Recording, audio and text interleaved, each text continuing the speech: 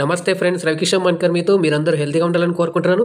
EMRS 2023 regional language అయితే చూస్ చేసుకున్నారో వాళ్ళ కోసం అయితే మ్యాథ్స్ అనేది తీసుకొని రావడం జరిగింది. చాలా ఇంపార్టెంట్ క్వశ్చన్స్ అయితే తీసుకొని రావడం జరిగింది. సో ఇది మీకు చాలా యూస్ఫుల్ అవుతుంది. సో చాలా ఇంపార్టెంట్ క్వశ్చన్స్, చాలా మంచి క్వశ్చన్స్, ఎగ్జామ్లో అడిగేటువంటి క్వశ్చన్స్ అయితే తీసుకొని రావడం జరిగింది. సో ఇంతకుముందు కొన్ని ఎక్కడైతే అడిగారో ఆ క్వశ్చన్ కూడా తీసుకుని రావడం జరిగింది. సో ఇప్పటివరకు అయితే ఇంకా ఛానల్ ఎవరైతే సబ్స్క్రైబ్ చేసుకుని పక్కన కానీ సింబల్కి ఆల్ సెలెక్ట్ చేసుకున్నట్లయితే నేను చేసే ప్రతి ఒక్క క్లాస్ వీడియో కూడా మీకు మొదటి నోటిఫికేషన్ కూడా అయితే వస్తుంది. సో ఇంకెవరైతే లైక్ చేయలేదు లైక్ చేయండి. అలాగే ఛానల్ ఈ వీడియోని చాలా మందికి షేర్ చేయండి. చాలా మందికి షేర్ చేసిన వాళ్ళకు కూడా చాలా యూస్ చేసిన వాళ్ళు అవుతారు, మీరు కూడా హెల్ప్ చేసిన వాళ్ళు అవుతారు. సో ఇకపోతే మనం చూసుకున్నట్లయితే ఇంకా మీరు ఎవరైతే జనరల్ హిందీకి సంబంధించి మరాఠాను అలాగే ఈఎంఆర్ఎస్ 2023 జనరల్ హిందీ అని చెప్పేసి ప్లేలిస్ట్ చూడలేదు వాళ్ళు ఇంకా వెళ్ళి చూడొచ్చు. కింద డిస్క్రిప్షన్ బాక్స్లో లింక్ ఇవ్వడం జరిగింది. అలాగే ఈ రీజనల్ లాంగ్వేజ్ సంబంధించి కూడా సెట్ల వైజ్ కూడా అయితే చేసుకొని రావడం జరిగింది. అది కూడా కింద ప్లేలిస్ట్ లింక్ అయితే ఇవ్వడం జరిగింది. అక్కడ నుంచి మీరు డైరెక్ట్ చూసేయచ్చు. సో ఇంకా లేట్ చేయకుండా మనం డైరెక్ట్ క్వశ్చన్స్ వెళ్ళిపోతాం. చాలా ఇంపార్టెంట్ క్వశ్చన్స్ ఉన్నాయి. మీరైతే ఎవరు స్కిప్ చేయకుండా చివరి దాకా చూడండి. అప్పుడే ఈ వీడియో మీకు చాలా హెల్ప్ అవుతుందండి ఎగ్జామ్లో మీకు. సో ఇదైతే గ్యారెంటీ ఇస్తాను నేను. సో మనం లేట్ చేయకుండా చూద్దాం. ఫస్ట్ క్వశ్చన్, కింది వాణిలో సరైన పదాన్ని గుర్తించండి. వృద్ధులు, కిరణము, రామాయణము, నది. సో మనం చూసుకున్నట్లయితే మన యొక్క ఆప్షన్ వచ్చేసి C is the right option. రామాయణము అనేటువంటి పదం కరెక్ట్ అయినది, మిగతావన్నీ రాంగ్ అయినటువంటి. నెక్స్ట్ క్వశ్చన్ చూడండి, నవరత్నాలు ఏ సమాసము? ద్విగు, ద్వంద్వ, తత్పురుష, కర్మధారయ సమాసము. Option A is the right answer. ఎందుకు అంటే మనకు నవరత్నాలు 9 రత్నాలతో కూడినటువంటిది కాబట్టి మనకు ఆప్షన్ వచ్చేసి ద్విగు. నెక్స్ట్ థర్డ్ క్వశ్చన్ చూసుకున్నట్లయితే వాక్యంలోని పదముల మధ్య అర్థ సంబంధాన్ని తెలియజేయునది ఏది? చూడండి, పదబంధాల, విభక్తుల, ఆదేశాల, పైవన్య. సో విభక్తులు.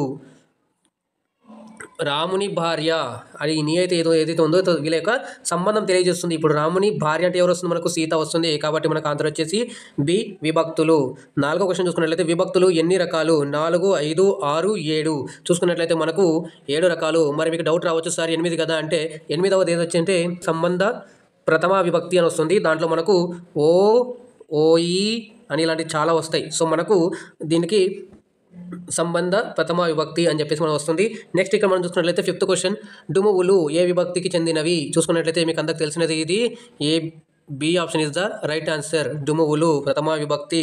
నిన్ను చేతన్, చేన్, తోడన్, తోన్ ఇవన్నీ కూడా మనకు విభక్తుల్లో వస్తాయి. సో మనకు B is the right answer. 6th question చూసుకున్నట్లయితే పట్టి ప్రత్యయము ఏ విభక్తి? చతుర్థి విభక్తియా, పంచమి విభక్తియా, షష్ఠి విభక్తియా, సప్తమి విభక్తియా? మనం చూసుకున్నట్లయితే ఆన్సర్ వచ్చేసి వలన్ కంటెంట్ పట్టి అని చెప్పేసి ఇలా వస్తుంది కదా. సో మనకి ఇది ఆన్సర్, రైట్ ఆన్సర్.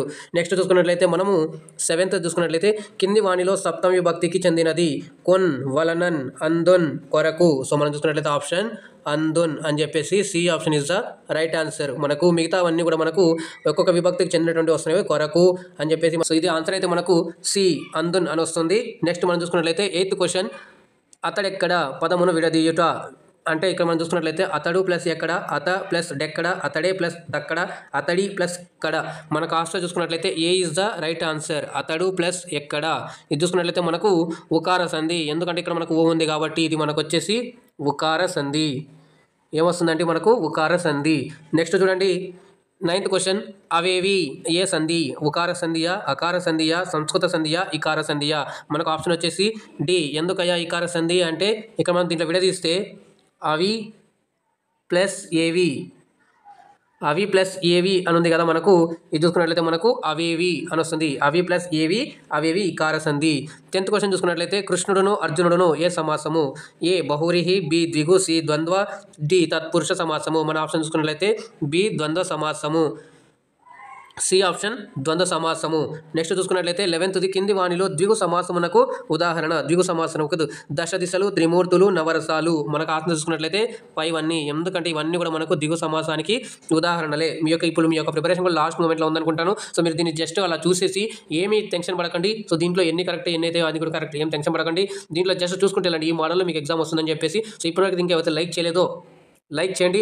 అలాగే వీడియోని చాలా మందికి షేర్ చేయండి. ఇంకెవరైతే సబ్స్క్రైబ్ చేసుకొని పక్కన కనిసి వాళ్ళకి ఆల్ సెలెక్ట్ చేసుకున్నట్లయితే నేను చేసే ప్రతి ఒక్క క్లాస్ కూడా మీకు మొదట నోటిఫికేషన్ రూపంలో అయితే వస్తుందండి. సో ఇక మీరు కూడా చేస్తూ వెళ్ళండి. మీరు కూడా కామెంట్ చేయండి ఆన్సర్స్. దీంట్లో చాలా మంది కూడా రెస్పాండ్ అవుతున్నారు. సో వాళ్ళ యొక్క ఒపీనియన్ కూడా ఇస్తున్నారు. సో ఇది అవ్వచ్చు ఆన్సర్ అని చెప్పేసి కూడా ఇస్తున్నారు. సో అది మీ యొక్క ఆన్సర్కి, మీ యొక్క సజెషన్కి, మీ యొక్క సలహాలకి అయితే చాలా థ్యాంక్స్ అని మీ యొక్క సపోర్ట్ అందిస్తున్నారు. సో మేబీ అక్కడక్కడ కూడా తప్పులు పోతూ ఉండొచ్చు. సో సహజమే తప్పులు అనేటువంటివి. సో దాన్ని సరిదిద్దుకునే ఒక అవకాశం కూడా కల్పిస్తున్నందుకు నాకు చాలా హ్యాపీగా ఉంది. ఇలాగే మీ సపోర్ట్ అందిస్తారని కోరుకుంటున్నాను. చాలా మంది చూసి వెళ్ళిపోవడం కాకుండా లైక్ చేయండి. లైక్ చేసినట్టు చాలా మంది కూడా షేర్ చేసినట్లయితే చాలా మందికి వెళ్తుంది, రీచ్ అవుతుంది. కాబట్టి వాళ్ళు కూడా చూసి వాళ్ళు కూడా కొంత ఏదో గుడ్డిలో మెల్ల అన్నట్టుగా ఏది లేకున్నప్పుడు ఏదో something is better than nothing అన్నట్టుగా ఏది లేని సమయంలో మనకి ఏదో కొంత వచ్చినా కూడా మనకు ఉపయోగపడమే కాబట్టి మీరు చేస్తారని ఆశిస్తున్నాను. అర్ధరాజ్యము విగ్రహ వాక్యం ఏది? అర్ధరాజ్యంలో విగ్రహ వాక్యం చూసినట్లయితే రాజ్యములో సగభాగము. B is the right answer. ఈ లాస్ట్ మూమెంట్లో మీరు ఏం టెన్షన్ పడకండి. సో ఇలా చేసుకుంటే పోతే చాలా లెంతీ అవుతుంది కాబట్టి మనము ఈ యొక్క మారతాన్ని ఎంత ఇదిలో చేయగలిగితే అంత ఇదిగా చేయగలం. ధనాశ ఏ సమాసము అని చూసుకున్నట్లయితే మనకు ద్విగు, బహురిహి, తత్పురుష మరియు ద్వంద్వ. మళ్ళీ చూసుకున్నట్లయితే మన ఆప్షన్ వచ్చేసి C is the right answer, మనకు తత్పురుష సమాసము. నెక్స్ట్ చూసుకున్నట్లయితే 14th క్వశ్చన్, యశస్సు యొక్క పర్యాయ పదము ఏది అని చూసుకున్నట్లయితే మనకు పేరు అంటే నేము, ఊరు అంటే మనకు గ్రామము అని కూడా వస్తుంది, వయస్సు అంటే ఏజ్ వస్తుంది, కీర్తి కాబట్టి మనకు యశస్సు is the right answer. 15th question చూసుకున్నట్లయితే నళినము అంటే పద్మము, నలుసు, నలుపు ఏది కాదు. సో మనం చూసుకున్నట్లయితే ఇది పద్మము, మిగతా అన్ని కూడా ఏవి కాదు. ఇవన్నీ కూడా మనకు ఆ పర్యాయ పదాల్లో వస్తాయండి. ఇవి పర్యాయ పదాల్లో వస్తాయి. సో మీరు ఇది గుర్తుపెట్టుకోండి. మనకు కనపడితే ఎక్కడైనా మనకు నళినము అని వస్తే కనుక మనమైతే ఇది రాయాలి. నెక్స్ట్ క్వశ్చన్ చూడండి, అవ్వ నానార్థాన్ని కనుగొనండి. అమ్మమ్మ, నాయనమ్మ, తల్లి పైవన్నీ మనకు చూసుకున్నట్లయితే పైవన్నీ వస్తాయండి. మనకు అవ్వ అంటే ఇవన్నీ కూడా వస్తాయి, తల్లి, నాయనమ్మ, అమ్మమ్మ ఇవన్నీ కూడా వస్తాయండి. నెక్స్ట్ చూడండి 17th క్వశ్చన్, నందన నానార్థము కుమార్తె, ఉద్యమం. నెక్స్ట్ వచ్చేసి ఏ మరియు బి కేవలము, బి మనకు ఉద్యమం ఇది కూడా వస్తుందండి. మనకు ఏ మరియు బి ఆప్షన్ వచ్చేసి కుమార్తె, అలాగే ఉద్యానవనం అని కూడా ఉంటుంది. ఒకసారి మీరు కూడా చెక్ చేయండి. ఇది ఉద్యానవనం ఉండాలి. టైపింగ్లో మనకి ఇది రాంగ్ పడినట్టుగా ఉంది. ఉద్యానవనం అని కూడా వస్తుంది. మనకు నందన అంటే ఇది కూడా వస్తుంది, కుమార్తె అని కూడా వస్తుంది. కాబట్టి మనకు C is the right answer. మళ్ళీ నెక్స్ట్ చూసుకున్నట్లయితే మనకు 18th క్వశ్చన్, అందని ద్రాక్ష పండ్లు పుల్లన ఏమిటి? ఇది జాతీయమా, సామెత, పొడుపు కథ, నానుడియా? మనం చూసుకున్నట్లయితే ఇది సామెత. ఎందుకు అయ్యా అంటే మనకి ఏదైనా రిజల్ట్స్ రాసినప్పుడు దాంట్లో గురించి మనం నెగిటివ్గా చెప్పడం అనమాట. సో అలాంటప్పుడు మనం ఈ యొక్క సామెత అనేది వాడతాం. అందని ద్రాక్ష పండ్లు నల్లన అని చెప్పేసి వాడుతుంటాం. నెక్స్ట్ చూసుకున్నట్లయితే 19th క్వశ్చన్, వివేకం వ్యతిరేక పదం ఏది? సౌమ్యం, తెలివి, అవివేకం, కఠినం. C is the right option, అవివేకం. ఇక్కడ చూసుకున్నట్లయితే కఠినంకి మనం ఒకవేళ వ్యతిరేక పదం చూసుకున్నట్లయితే మనకు సులభం అని కూడా వస్తుందండి. సులభం అని కూడా వస్తుంది. నెక్స్ట్ చూడండి, అనుమతి యొక్క వ్యతిరేక పదము నిరసన, చురుకు, అసహనము, అనుమతి. ఇక్కడ సమ్మతి అని ఉండాలి. మనకు ఈ అనుమతి దగ్గర మనకు సమ్మతి అని పెట్టుకోండి. సమ్మతి అని చూసుకున్నట్లయితే మనకు D is the right answer అనమాట. నెక్స్ట్ చూడండి 21, దానాలు చేసేవాడిని ఏమంటారు? ధర్మకర్త, వ్యయకర్త, దానకర్త, త్యాగి. C option is the right answer అండి.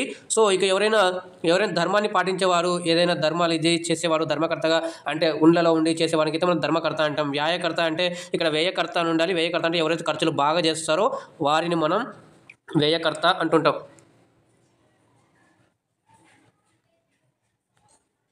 నెక్స్ట్ క్వశ్చన్ చూడండి, కాకిగోల దేనికి ఉదాహరణ? జాతీయం, నానుడి, చమత్కారం, సామెత. మనం చూసుకున్నట్లయితే ఇది జాతీయానికి సమాధానం అనమాట. ఎందుకంటే మనం చాలాసార్లు వింటుంటాం, ఎక్కడైనా మనకి ఎక్కువ శబ్దం వచ్చినప్పుడు మనం ఇదాన్ని వాడుతుంటాం కాబట్టి ఈ కాకిగోల అంటుంటాం కదా. సో ఎందుకు జాతీయం ఇలా వస్తుందన్నమాట.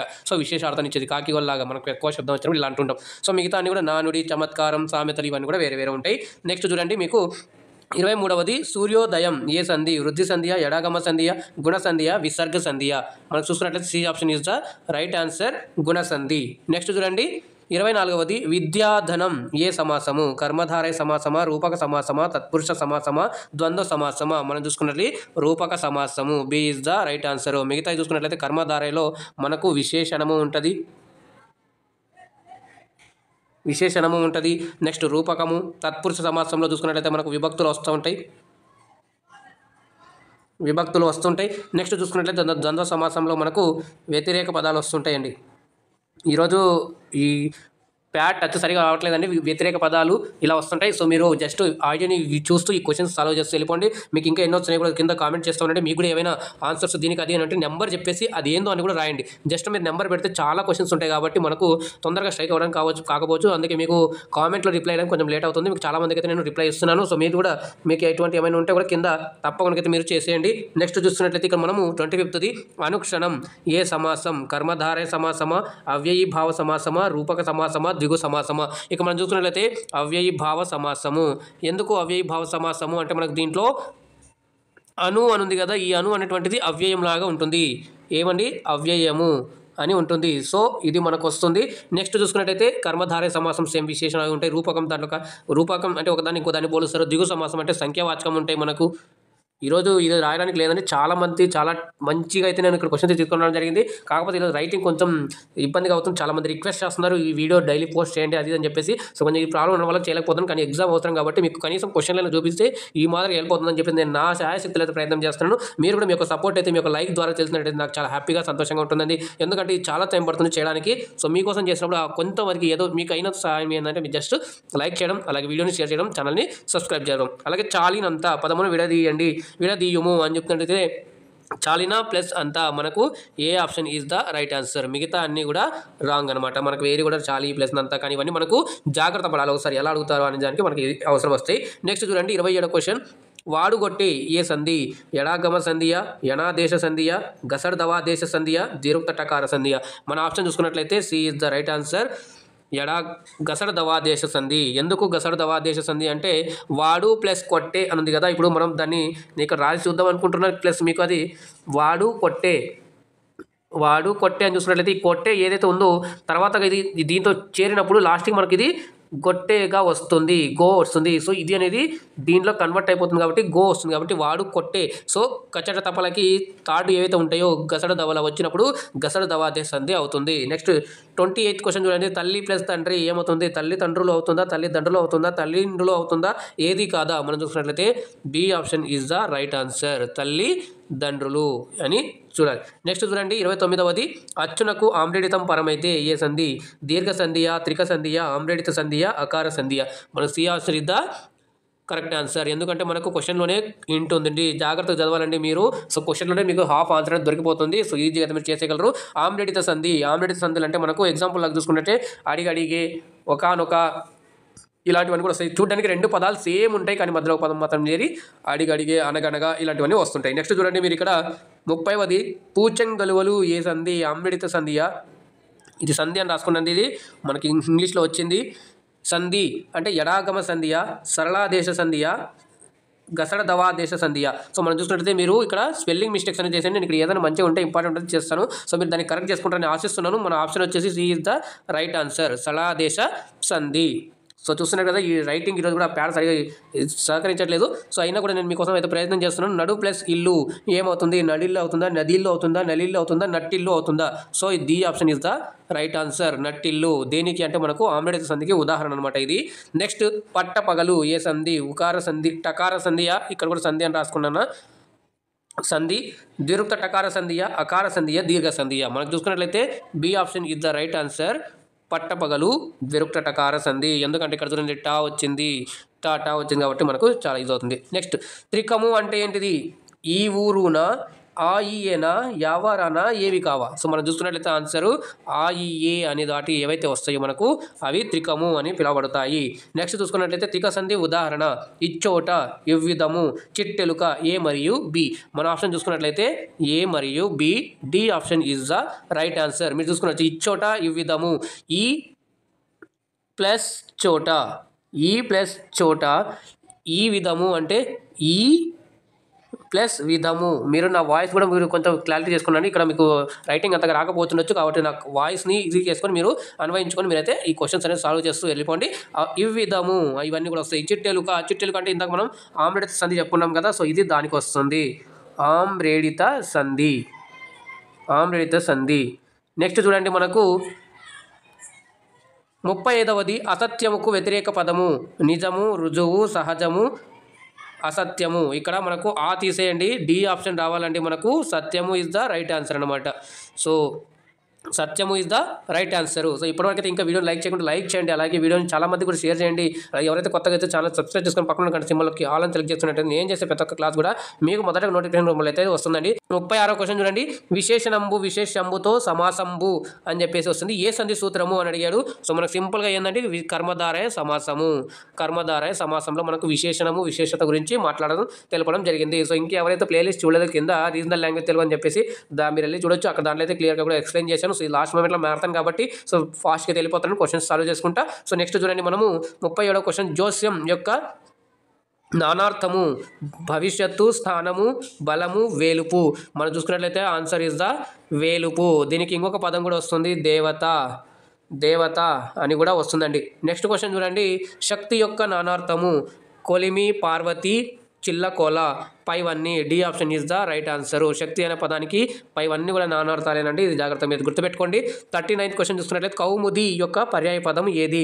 పేర, నదియా, చంద్రిక, ఏది కాదా? సో మన ఆప్షన్ చూసుకున్నట్లయితే C option is the right answer, చంద్రిక. నెక్స్ట్ క్వశ్చన్ చూడండి. 40th క్వశ్చన్ సమూహం యొక్క పర్యాయ పదం ఏమిటి? బలము, వర్గము, కలప, సంఘం. D option is the right answer, సంఘము. నెక్స్ట్ చూడండి. మనకు 41 వచ్చేసి తీగ లాగితే దొంక కదిలినట్లు అంటే ఒకటి అరా తీస్తే చాలా విషయాలు తెలిసినట్లు, ఒక విషయం గురించి తెలిసినట్టు, కూలిపోవడం, బట్టబయలవడం. సో ఏంటంటే మనం చూసుకున్నట్లయితే ఒకటి గురించి తెలుసుకోవాలనుకుంటే దానికి సంఘటించి ఇంకా చాలా విషయాలు, ఎన్నో విషయాలు బయటపడ్డాన్ని మనము ఏమంటామంటే తీగ లాగితే దొంక లాగినట్లు, కదిలినట్లు అన్నట్టుగా మనకు ఏ is the right answer. Next question చూడండి. ఇక మనకు గోరి చుట్టు మీద రోకటి పోటు ఏమిటిది? చలోక్తియా, చమత్కారమా, నుడికారమా, సామెతన. సో మనం చూసుకున్నట్లయితే డి ఇస్ ద సామెత. ఎందుకంటే కష్టాల్లో ఉన్నవాడికి ఇంకా కష్టాలు రావడం అనమాట. సో అలాంటి వాటికి మనము గోరి చుట్టు మీద రోకటి పోటు అనే అట్లాంటి సిచ్యువేషన్ అయితే మనం అంటుంటాం కాబట్టి ఇది ఒక సామెత. నెక్స్ట్ చూసినట్లయితే 43వది సమాసాలు ఎన్ని రకాలు? 5, 6, 7, 8. ఇక్కడ మెయిన్గా మనం మాట్లాడుకుంటే 6 రకాలే. ఏమేమయ్యా అంటే మనకు ద్విగు, కర్మధారయము,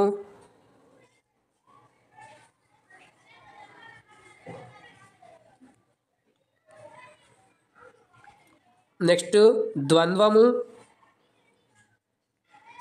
నెక్స్ట్ అవ్యయి భావ సమాసము. నెక్స్ట్ చూసుకున్నట్లయితే తత్పురుష.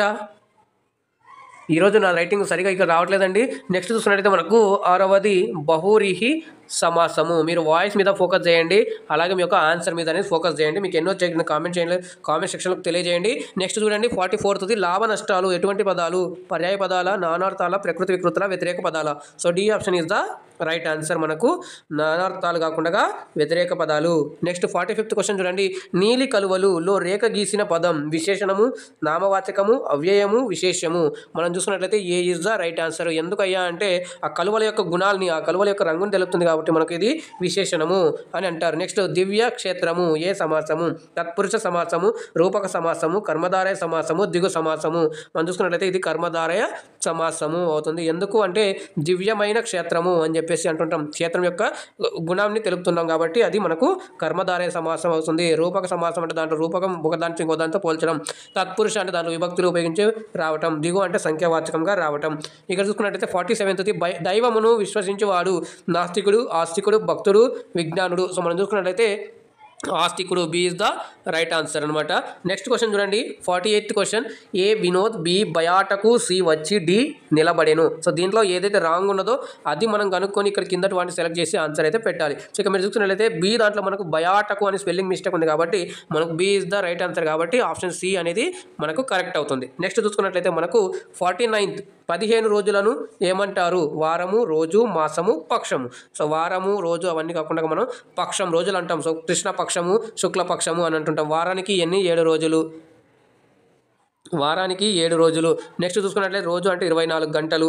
నెక్స్ట్ చూసుకున్నట్లయితే మనకు మాసము అంటే 30 రోజులు. ఇదే కదండి మనకు దీంట్లో మనకు కొన్ని ఇట్లాంటి కూడా క్వశ్చన్స్ అడుగుతారు కాబట్టి ఇలాంటి కూడా నేను మీకు అయితే తీసుకొని రావడం జరిగింది. ఇక చూసుకున్నట్లయితే మనకు 50 కింది వాణిలో సరైన పదాన్ని గుర్తించండి. వర్షము, మరమతు, అడవి, నియమకాము అని ఉంది. సో మనం చూసుకున్నట్లయితే మనకు A option is the right answer. వర్షము అనేటువంటిది కరెక్ట్ పదము. మిగతా అన్ని దాంట్లో కూడా ఏదో ఒకటి అచ్చులో హల్లులో ఇలాగా తప్పులైతే ఉండడం జరిగింది. సో ఇది మనం ఇవాళ వీడియోలో అయితే నేను మీకు 50 క్వశ్చన్స్ తీసుకొని రావడం జరిగింది. సో ఇది నేను చాలా ట్రై చేశానండి మీకు అందించడానికి అయితే. సో మీకు ఎలా అనిపించిందో కింద కామెంట్ చేయండి. నేను ఒప్పుకుంటానండి. ఇక్కడ మీకు నేను ఇక్కడ రాయడంతో కొంచెం ఇబ్బందిగా ఉంది. రాయడానికి సరిగా అది డిస్ప్లే సరిగా ఇది లేదు. ఈరోజు కొంచెం ఏదో ప్రాబ్లంగా అనిపిస్తుంది. అయితే రేపటి ఎగ్జామ్ దృష్టిలో పెట్టుకుని అయితే నేను వీడియో మీకు అందించాలనే ఉద్దేశంతో తపనతో నేను మీకైతే వీడియో చేస్తున్నాను కాబట్టి మీరు కూడా మీ యొక్క సపోర్ట్ అనేది తెలియజేస్తారని ఆశిస్తున్నాను. సో ఇకపోతే వీడియోని లైక్ చేయండి, ఛానల్ని సబ్స్క్రైబ్ చేసుకోండి ఇంకా ఎవరైతే సబ్స్క్రైబ్ చేసుకోలేదో. అలాగే పక్కన కనిపించే మనకి ఆల్ అని సెలెక్ట్ చేసుకుని నేను చేసే ప్రతి ఒక్క వీడియో కూడా మీకు మొదటి నోటిఫికేషన్ రూపంలో వస్తుంది. అలాగే మీరు ఈ వీడియోని చాలా మందికి కూడా షేర్ చేయండి, ఎందుకంటే చాలా మంది ఎదురు చూస్తున్నారు. సో మనం తెలుగులో క్లియర్గా ఎక్స్ప్లెయిన్ చేయడం, మీరు కింద ప్లేలిస్ట్ ఇవ్వడం జరిగింది రీజనల్ లాంగ్వేజ్ అని చెప్పి అది చూసినట్లయితే మీకు చాలా ఇన్ఫర్మేషన్ అనేది వస్తుంది. నేను కంపల్సరీ చెప్తున్నాను. సో ఇక చివరికి పోతే మీరు నన్ను టెలిగ్రామ్, ఫేస్బుక్లో ఫాలో అవ్వచ్చు. దానికి సంబంధించి లింక్స్ కింద డిస్క్రిప్షన్ బాక్స్లో ఇవ్వడం జరిగింది. మన ట్యాగ్ లైన్ వచ్చేసి move forward with positive vibrations అంటే దీంట్లో మనం ఎటువంటి సమస్యలు ఏమున్నా కూడా దాన్ని అధిగమించి నిలబడినప్పుడే, ఆ సమస్య నుంచి దూరంగా పారిపోకుండా నిలబడినప్పుడే మనం తప్పకుండా విజయాన్ని సాధిస్తామండి. చివరిగా చెప్పేది ఏంటంటే మీరు జాగ్రత్తగా ఉండండి, సురక్షితంగా ఉండండి. మళ్ళీ కలుద్దాం మరొక క్లాస్తో. అందాక ధన్యవాదాలు. జై Hind. All the best for your exams.